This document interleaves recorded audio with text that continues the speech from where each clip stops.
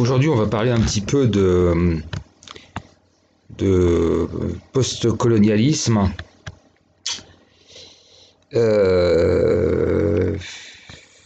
Puisqu'il y a actuellement, quand même, ça bouge énormément dans nos rapports entre la France et l'Afrique. Je vous avais déjà montré comment de nombreuses puissances étaient en train d'investir massivement en Afrique. D'autre part, rappeler un certain nombre de choses qui sont passées inaperçues.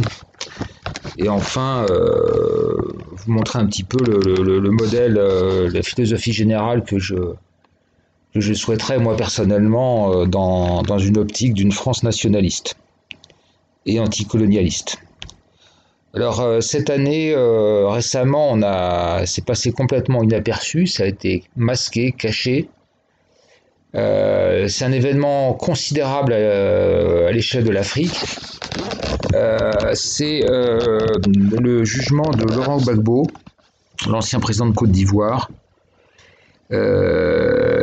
qui était en prison depuis 7 ans quand même, et pour lequel la relaxe a été décidée. Ainsi que monsieur Blé Goudet, qui est le chef d'un de ces mouvements.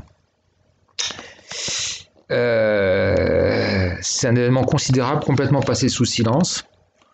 Donc on a estimé qu'aucune des très nombreuses charges, il y a plusieurs dizaines, n'était étayée. Alors actuellement, le système est très embêté parce qu'il doit y avoir des élections en Côte d'Ivoire en 2020, je crois. Et Laurent Gbagbo veut s'allier avec un ancien président et participer à ces élections.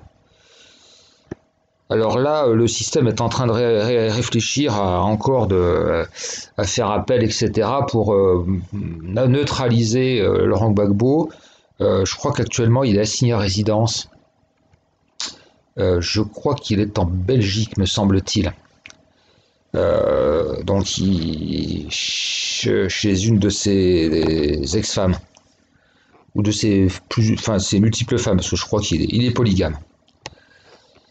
Enfin bref, donc c'est un événement considérable. Pour rappeler encore là, un événement considérable qui a été passé complètement sous silence, c'est le coup d'État de 2011. Donc à l'époque, depuis des années, il y avait un conflit. Je suis pas un spécialiste de la Côte d'Ivoire, hein, mais bon. Il y avait un conflit entre deux groupes, hein, donc un groupe dirigé par Laurent Gbagbo, et puis donc des gens présentés comme des rebelles, avec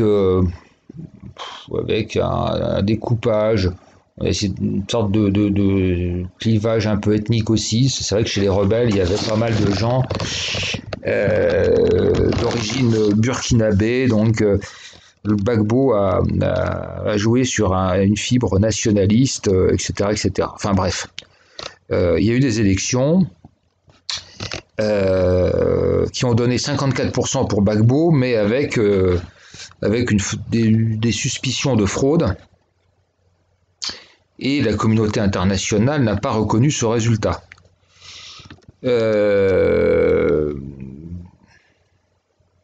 En fait, on ne sait pas. Hein. Je veux pas être tendancieux parce que, en fait, dans des situations comme ça, qui a gagné effectivement, nul ne le sait. Alors son rival, il s'appelle Ouattara. Alors donc, ça a engendré une nouvelle guerre, la reprise de la guerre civile, qui a déjà connu plusieurs poussées auparavant. Et là, la communauté internationale, comme on dit, c'est-à-dire les États-Unis et leurs alliés, ont pris parti pour Ouattara contre Gbagbo. Donc des combats, mais c'est toujours pareil d'abord, hein, des sanctions, boycott, sanctions, saisie de compte, donc tentative d'étouffement de Gbagbo, qui résiste, hein, donc ce qui fait qu'après, les rebelles ont attaqué, soutenus par soi-disant une force de l'ONU, Et des combats dans la capitale, personne n'arrivait à prendre le dessus. Et donc finalement, c'est l'armée française qui a pilonné la résidence de Gbagbo et qui a été décisive pour le faire tomber. Voilà, donc un coup d'État avec la France bras armés. En fait, qui était à la manœuvre derrière tout ça? Il y avait l'ambassadeur américain aussi, qui jouait un rôle très important. Donc on rappelle que c'était sous ce charmant président américain si ouvert, d'origine black, etc. Donc sous ces aspects cool, il était bien dans une politique coloniale. Et apparemment, il y avait aussi le Royaume-Uni. Donc là, la France a encore une nouvelle fois joué le bras armé. Donc là, moi personnellement, j'étais assez dégoûté quand je voyais les soldats français pilonner la résidence du président Gbagbo. Moi, j'ai eu honte. J'ai eu honte pour la France, honte pour l'armée française. Parce qu'en face, il y a des gens qui sont armés que d'armes légères. Je trouve que c'est pas très digne. Et voilà, je crois que là, et puis encore, qui était à la manœuvre? C'était Monsieur Sarkozy. Donc Sarkozy, on parle toujours de ses grands exploits en Libye, mais on peut aussi lui attribuer ce coup d'État en Côte d'Ivoire. Donc qui a été bien passé sous silence. D'ailleurs, entre parenthèses, tout ce qui concerne la France-Afrique, on n'en parle absolument pas dans les grands médias. L'Afrique est absente. Il se passe énormément de choses, mais dans les médias, on ne parle absolument pas d'Afrique, de tout ce qui s'y passe. Le débat sur le franc CFA, vous n'entendrez jamais parler. Donc,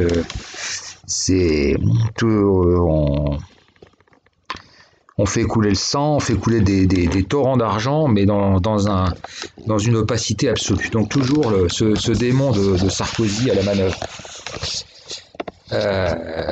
qui maintenant joue le rôle de petit démon là, qui joue le rôle de messager de Macron. Voilà, donc moi je suis profondément dégoûté par ce type de choses, c'est tout à fait indigne. Moi je prends parti ni pour Gbagbo ni pour Ouattara, honnêtement. D'abord je connais pas suffisamment bien la situation, puis deuxièmement ça ne me regarde pas. C'est une affaire ivoirienne. Je ne veux pas... je suis pas là pour vous dire le méchant, le gentil. Alors bien entendu, Gbagbo quand il a été élu la première fois, il était magnifique, il était formidable. Et puis ensuite, quand il a été destitué, c'était le diable en personne. Enfin voilà, toujours les mêmes outrances et les mêmes manipulations. Donc je réitère mon opposition au colonialisme. Alors, je crois qu'il faut en revenir à des principes simples. Tout doit être fondé sur des principes.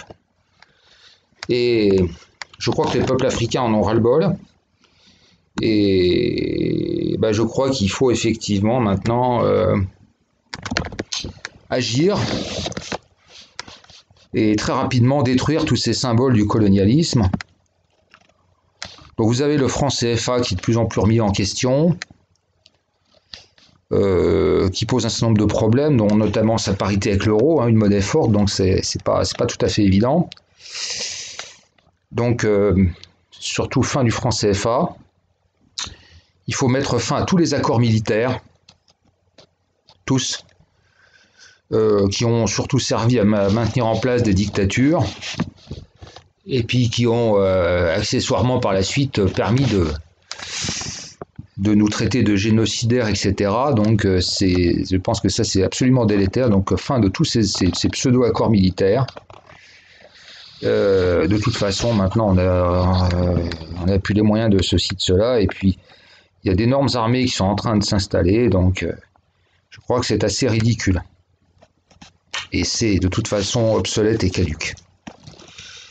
Je suis pour mettre fin à l'enseignement du français.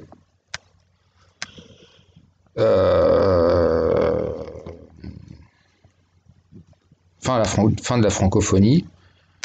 Moi, je comprends pas très bien en quoi on nous montre ça comme une espèce de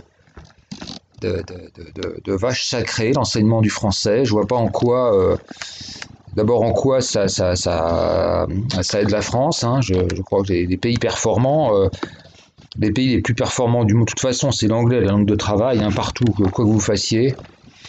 C'est la langue de travail. Et puis alors, ne parlons pas des Chinois, le Turc, qui parlent chinois, qui parlent turc, qui parlent allemand en Afrique, ben, ça ne les empêche pas d'être beaucoup plus performants que nous. Alors ensuite, qu'est-ce que ça veut dire? Est-ce que ça veut dire que nous, on largue toutes les amarres et que on dit à l'Afrique, on veut plus entendre parler de vous, on veut ceci, on veut cela, on vous rejette avec haine et mépris? Non, pas du tout. Ça veut dire que il faut.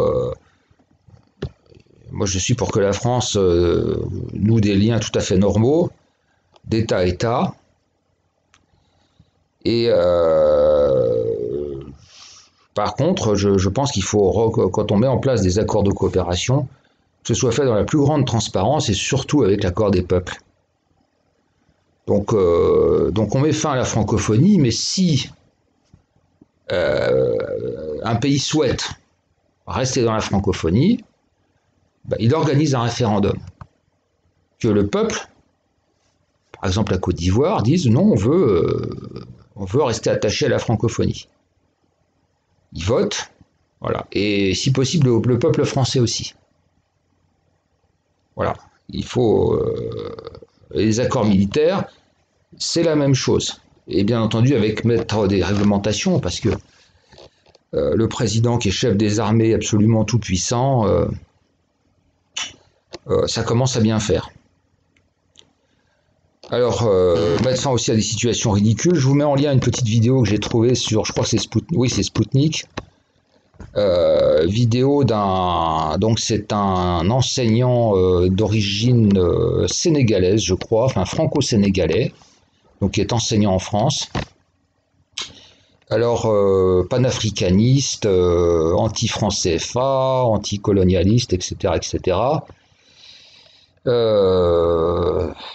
Donc c'est assez remarquable, hein, donc il donne des leçons, faut ci, faut ça, l'Afrique ceci, l'Afrique cela, confortablement installé dans sa chaire, avec une chaire en France. Moi je trouve quand même relativement gonflé, quoi. C'est toujours pareil, quoi, c'est les tiers-mondistes caviar, hein, confortablement installés. Ça, je veux dire que ça commence à m'énerver un petit peu, hein. Donc, on est loin de la cohérence d'un Kémy Séba, quoi. Donc, ce type-là, cracher dans la bisque de homard, ça commence à bien faire, hein, parce que c'est quand même un peu gonflé de vivre du contribuable français en crachant sur la France, quoi. C'est quand même un peu... Voilà, à la limite, il serait chef d'entreprise ou à la tête de quelque chose d'entreprise privée, je pourrais le comprendre. Mais se permettre de fustiger la France quand on vit une confortable petite vie bourgeoise avec l'argent du contribuable français, je veux dire que là, on voit bien que là, on atteint des sommets. Enfin voilà, c'est pour vous mettre un petit exemple. Voilà, bon bah écoutez, la discussion est ouverte.